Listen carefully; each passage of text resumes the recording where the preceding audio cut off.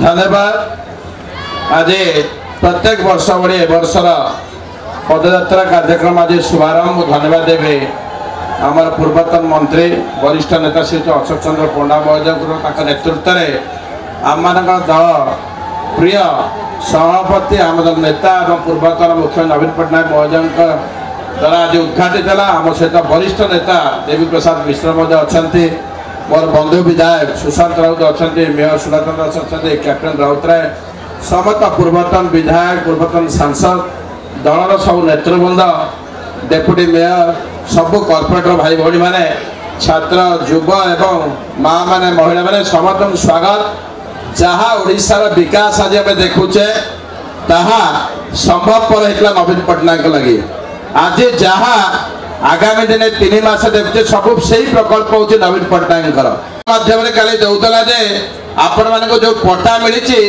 मिथ्या पट्टा और मिथ्या कागज जदि ताकत अच्छे ओडिशार हो भारत पृथ्वी कौन एजेंसी की आनिकी जदि प्रमाण करदे मिथ्या बोली प्रकृत में दायित्व को सुचारू रूपे कारण कहीं आज नवीन पट्टनायक गरीब लोक मान बासगृह हो कि लेटर्स ऑफ राइट जो जगार जमीर अधिकार गोटे लोक डायरिंग नेता से नवीन पट्टनायक आज आम मानक से देखते